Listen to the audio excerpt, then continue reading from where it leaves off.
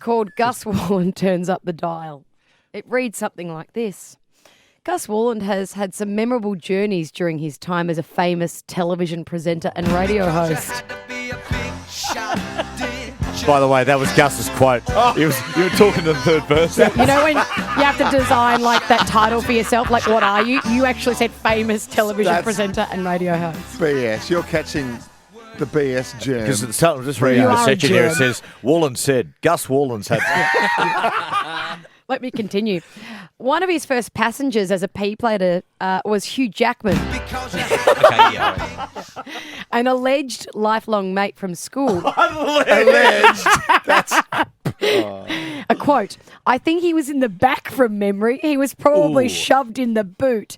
Is throwing Jacko in the boot a euphemism for something else? Or is it just... No. Okay, cool. Just check. Hendo was the big dog at school. He would have been front and centre, and Jacko was put in the sort of the boot hatchy area. Okay. Well, Hendo reminds me of Woogie. You know, the bloke at school who's just ripping.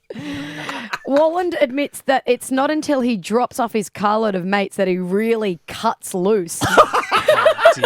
This is the first trip by myself when you got my pee. I turn the music on and I listen to Lionel Richie's all night long. It's the best feeling in the world.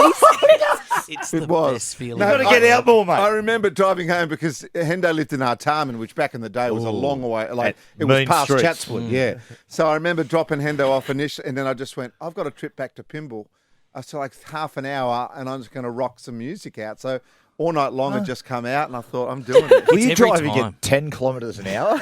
Like from Artarmon to Pymble? Yeah. Half an hour, Gus? Yeah, that's a long time. We're not done there.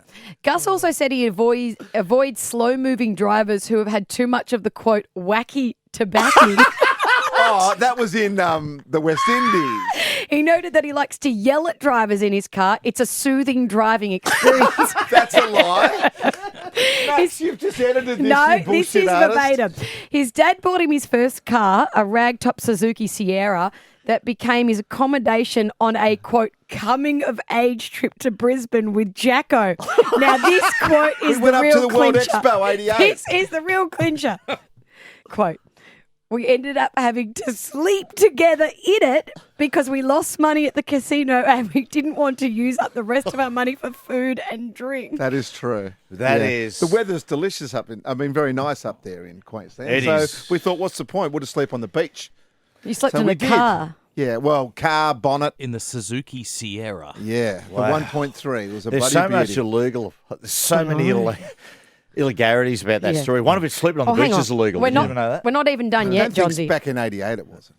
Gus says he's now very high up in his job and earns That's- lots of money, which has led him to buy a Land Rover Discovery. Quote, the Discovery was very much an emotional decision because I wanted to treat myself.